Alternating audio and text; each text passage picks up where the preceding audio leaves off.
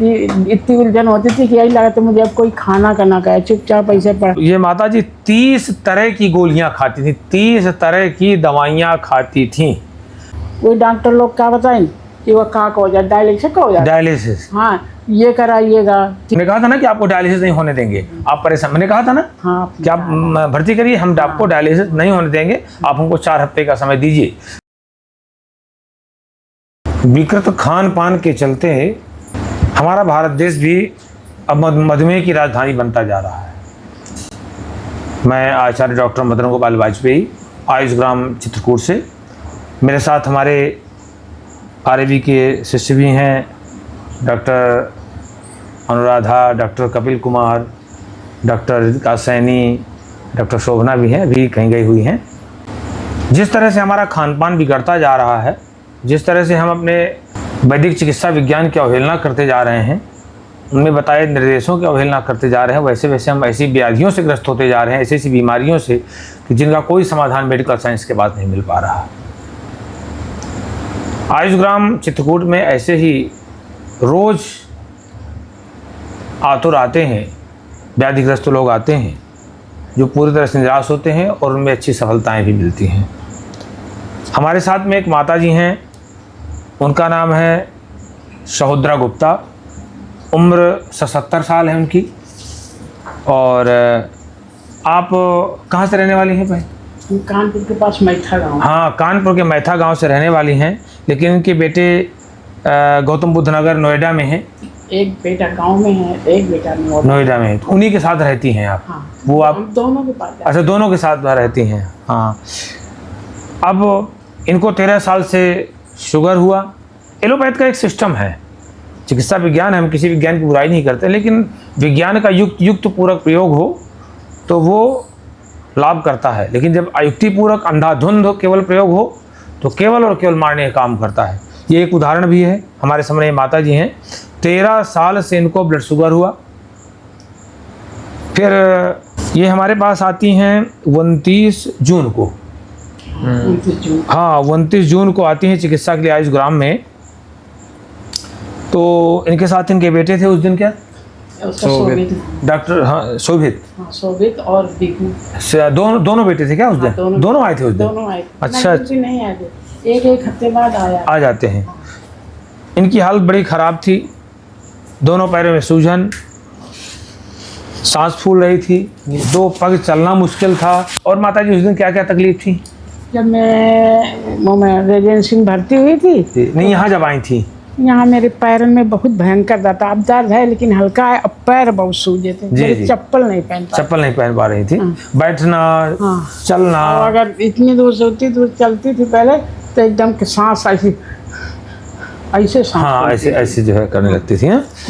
और सबसे बड़ी बात आप आश्चर्यजनक सुनेंगे, तो ये माता जी 30 तरह की गोलियां खाती थी, 30 तरह की दवाइयां खाती थी। तो अब कहानी ये है कि 13 साल पहले इनको शुगर होती है। अब शुगर की दवाई चलनी हुई, जब शुगर नहीं कंट्रोल हुई तो डॉक्टर ने इंसुलिन लगाना शुरू कर दिया, इंसुलिन लगवाने लगी। अब इंसुलिन दिन में 4-4 बार लगानी पड़ती थी। क्यों? सुबह, दोपहर, शाम, और फिर एक आखिरी 10 बजे आखिरी वाली। हाँ, तो इस तरह इंसुलिन की डोज बढ़ती जा रही थी। 5 साल से बीपी की समस्या हुई, उसकी भी दवाई बढ़ गई। 3 साल से श्वास फूलने लगी, डॉक्टरों ने कहा कि भाई फेफड़े में पानी आ गया है, उसकी भी दवाइयाँ चला दिया। फिर देखा तो हार्ट का फंक्शन LVF जो है 35% हो गया। अब इधर सूजन होने लगी, तो इनके परिवारीजन इनको कानपुर हॉस्पिटल में लेके गए। वहाँ डॉक्टरों ने जांचें कराई, उन्होंने कहा किडनी फेल हो गई। अब उन्होंने कहा कि अगर आराम नहीं मिलता है तो डायलिसिस करानी पड़ेगी। क्यों माता जी? यही बोल रहे। तो फिर कुछ दिन तक वहाँ का इलाज लिया आपने कानपुर का? मतलब यही दवाइयाँ जो आपको, ये 30 तरह की गोलियाँ, 30 तरह की दवाइयाँ। हाँ, अच्छा, आप ये बताएं, 30 तरह की जब गोलियाँ आप खाती थी, अच्छा, तो आपको परेशानी नहीं होती थी? अरे उलझन होती थी डॉक्टर साहब, इतनी उलझन होती थी कि यही लगा तो मुझे अब कोई खाना करना का है, चुपचाप ऐसे पड़ा। अच्छा, पानी भी 24 घंटे में 1 बोतल बताया गया।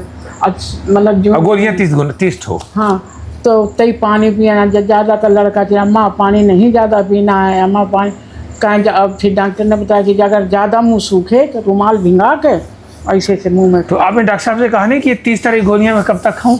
नहीं तो हमने दोबारा जब तिवारा हम दिखाने गए तो हमने कहा डॉक्टर साहब मुझे बहुत उलझन होती है और इतनी गोलियाँ कुछ कम करो।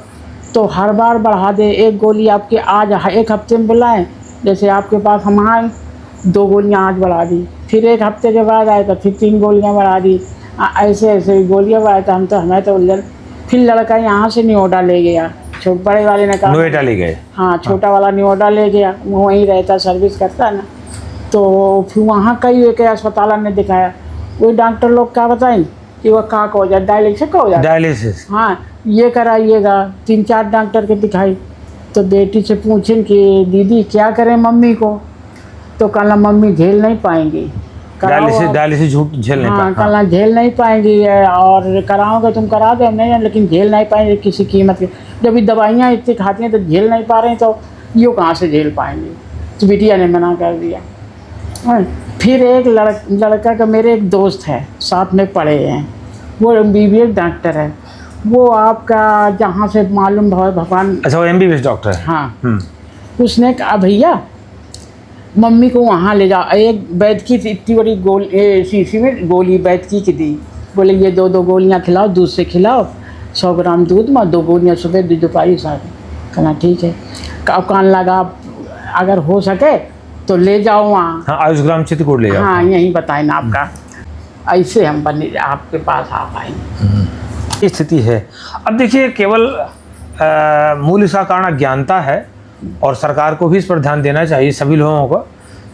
आयुर्वेद बार बार कहता है कि जब मधुमेह की चिकित्सा, निदान, उत्पत्ति के बारे में बताता है तो महर्षि चरक कहते हैं, 5000 वर्ष पहले कह चुके हैं वो, कि त्यक्त व्यायाम चिंतानाम संशोधनम अकुर्वताम। और एक और बात उन्होंने कहा है कि अभी तक यही पता था कि डॉक्टर प्राय यही कहेंगे कि भाई चीनी मत खाइए, चावल मत खाइए, आलू मत खाइए, लेकिन हमारा शास्त्र कहता है, आयुर्वेद 5000 वर्ष पहले कह चुका। अगर हम केवल 5000 वर्ष पहले का इतिहास मान लेते हैं तो कहते हैं कि गुरु स्निग्धाम लवणा नितिमात्रम समस्नताम। कहते हैं कि नमक का अत्यधिक सेवन करने से भी शुगर की स्थिति बनती है। और ये एक नई मॉडर्न रिसर्च भी आई है, गूगल आप सर्च करेंगे तो 2023 में भी एक रिसर्च आ चुकी है, गूगल में भी है, कि ज़्यादा नमक मेडिकल जर्नल में भी पब्लिश हुआ है कि अत्यधिक नमक खाने से भी टाइप 2 शुगर होता है। तो ये सारी चीज़ें नंबर 1। नंबर 2, जो संशोधनम अकुर्वताम, अब स्थिति ये बन गई है कि लोग दवाइयाँ तो खाते रहते हैं, डॉक्टर दवाइयाँ तो खिलाते रहते हैं, लेकिन कभी नहीं कहते हैं कि शरीर की सफाई भी तो होनी चाहिए। इसीलिए हमारे यहाँ ऋषियों ने हजारों वर्ष पूर्व वैदिक चिकित्सा में पंचकर्म की व्यवस्था की थी, शरीर शोधन की व्यवस्था की थी। अभी माता जी आ गई, हमने देखा तो हार्ट की भी प्रॉब्लम थी, 35-30 तरह की दवाइयाँ खा रही थी। जब जांच कराई गई तो इनका जो क्रिएटिनिन था वो 6.2, यूरिया 132.7, यूरिक एसिड 7.2 और बिलिरुबिन भी थोड़ा बढ़ा था, फास्फोरस भी बढ़ा हुआ था। हमने आश्वासन दिया, देखा, परीक्षण किया और हमने आश्वासन दिया कि हमने कहा था ना कि आपको डायलिसिस नहीं होने देंगे, आप परेशान, मैंने कहा था ना। हाँ, कि आप भर्ती करिए, हम आपको डायलिसिस नहीं होने देंगे, आप हमको 4 हफ्ते का समय दीजिए। तो जब जैसे ही चिकित्सा शुरू हुई इनकी, उसमें क्या था, शरीर का शोधन करना है, इनको स्वेदन दिया गया, वस्तियाँ दी गई। हमारे साथ हमारी टीम बहुत अच्छा काम करती है। हमारे जो ये डॉक्टर शिष्य हैं, डॉक्टर हैं, ये गवर्नमेंट ऑफ इंडिया आयुष मंत्रालय RAB से आए हुए हैं। ये सीखते भी हैं और परिश्रम भी करते हैं, हम भी परिश्रम लेते हैं, इनसे काम भी करवाते हैं, करना ही पड़ेगा, सीखना पड़ेगा। ये देख करके इनका आत्मविश्वास बढ़ता है। धीरे धीरे करके जब 29 के बाद हम लोगों ने 13 जुलाई को जांच करवाई तो आश्चर्यजनक रिपोर्ट आई। 4.9 क्रिएटिनिन हो गया, यूरिया 106 हो गया, यूरिक एसिड नॉर्मल हो गया, फास्फोरस नॉर्मल हो गया। सबसे बड़ी बात थी कि एल्बुमिन जो 4+ में इनका आ रहा था वो 2+ में आ गया। इससे और माता जी की इतनी अच्छी स्थिति बनी कि जो हम देखते थे कि चलने फिरने, 1 हफ्ते में शायद आप चलने लगी थी। हाँ, अब तो हम देखते हैं कि आपने डंडा भी छोड़ रखा है। हाँ, अब डंडा छोड़ रखा है थोड़े।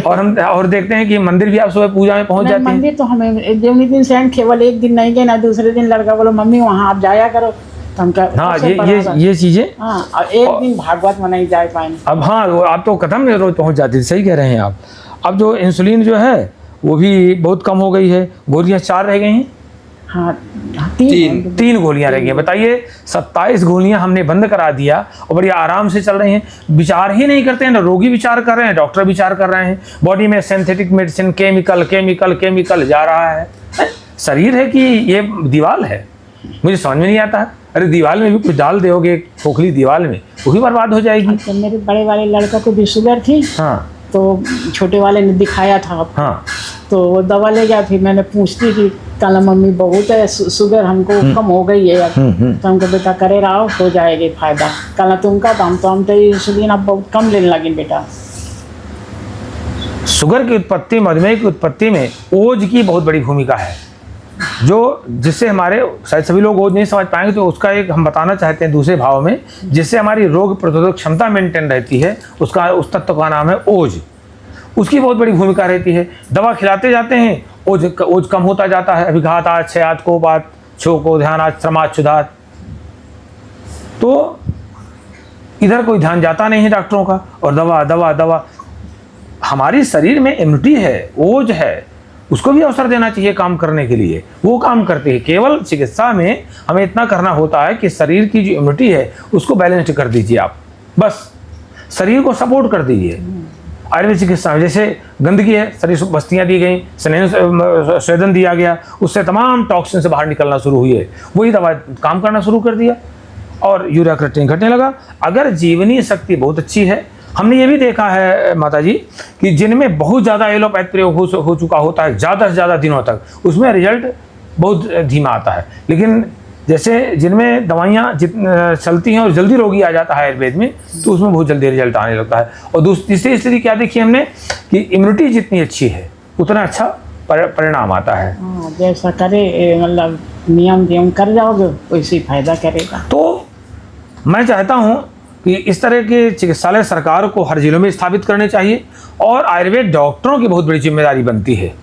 आयुर्वेद डॉक्टर्स की बहुत बड़ी जिम्मेदारी इस समय बन पा रही है। जिम्मेदारी तो हमेशा होती है कि जिस समय एकदम एक महामारी के रूप में शुगर फैल रहा है, महामारी के रूप में व्याधियाँ फैल रही हैं, लोग इलाज करते जा रहे हैं, दवाइयाँ खाते जा रहे हैं, दवाइयाँ खिलाते जा रहे हैं, इंजेक्शन लगते जा रहे हैं, लेकिन व्याधियाँ रुकने का नाम नहीं ले रही हैं। तो आयुर्वेद के सिद्धांतों को लेकर के उनको आगे बढ़ना चाहिए और चिकित्सा क्षेत्र में आगे आना चाहिए। लोगों को जागरूक करना चाहिए आहार की ओर, निद्रा की ओर, ब्रह्मचर्य की ओर, ऋतुचर्या की ओर, रात्रिचर्या की ओर, आहारचर्या की ओर, तब जाकर के ठीक रह सकता है शरीर। अन्यथा तो एकदम महामारी की हवा चल रही है। अब व्यक्ति संक्रामक व्याधियों से नहीं मरने वाला है, अब तो जो है इस तरह की व्याधियों से, जीवन शैली संबंधी जो व्याधियां हैं उससे परेशान हो रहा है ज़्यादा से ज़्यादा। तो भैया आप कौन है माता जी साथ में? मौसी है। मौसी है। आप क्या कहना चाहेंगे इस संबंध में? इंसुलिन बहुत कम हो गई है, 3 दिन तो लगाई। नहीं, ये नहीं। आप जैसे लोग कहते हैं आयुर्वेद धीरे धीरे काम करता है, क्या इनके साथ धीरे धीरे काम किया आयुर्वेद ने? बहुत तेजी से काम किया है। हाँ, आयुर्वेद धीरे धीरे नहीं काम करता। मैं कहा करता हूँ कि 200 साल, 1 महीने में ठीक हो जाएंगे। एक महीने का भी तो 2 हफ्ते, 2-2.5 हफ्ते हुए। हाँ। तो अगर आयुर्वेद धीरे धीरे काम करता होता, मैं कहा करता हूँ, तो 200 साल पहले आयुर्वेद ही तो था। एलोपैथ कहाँ था 200 साल पे? सब लोग मरने जाते। चिकित्सक अच्छा होना चाहिए, औषधियाँ अच्छा होना चाहिए, अटेंडर अच्छे होने चाहिए। रोगी का, मैं कई बार कहा करता हूं कि चिकित्सक के साथ रोगी अच्छा होना चाहिए, रोगी का नेचर पॉजिटिव होना चाहिए। हाँ। रोगी समर्पित होना चाहिए अपने स्वास्थ्य के प्रति।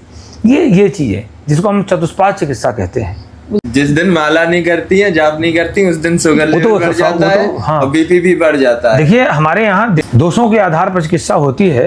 तो 2 तरह के दोष बताए गए हैं, शारीरिक और मानसिक। तो शारीरिक दोष से बात पित्त कफ है, मानसिक दोषों में रज और तम है। तो चरक कहते हैं प्रसामित त्रिशुदे पूर्व देवयुक्ति व्यपाश्रयी मानसो ज्ञान विज्ञान और धैर्य स्मृति समाधि भी। जो शारीरिक दोष हैं उनकी शांति औषधियों के साथ साथ आध्यात्मिक वातावरण से, देव व्यपाश्रय चिकित्सा से अवश्य होती है, जिसमें जप है, होम है, प्रणाम करने का वैज्ञानिक आधार है, प्रणाम करना है, और तीर्थाटन है, सत्संग करना है, जप है, यज्ञ है, मणिधारण है, औषधियों का धारण है। ये इसका भी बड़ा प्रभाव पड़ता है। हमारे यहाँ तो औषधियाँ हैं कि केवल धारण करने से लाभ होना शुरू हो जाता है। लेकिन अब यह है कि सरकार आगे बढ़ा रही है, थोड़ा सा और हम सब लोगों को इस क्षेत्र में काम करना चाहिए, आयुर्वेद का प्रचार प्रसार और होना चाहिए।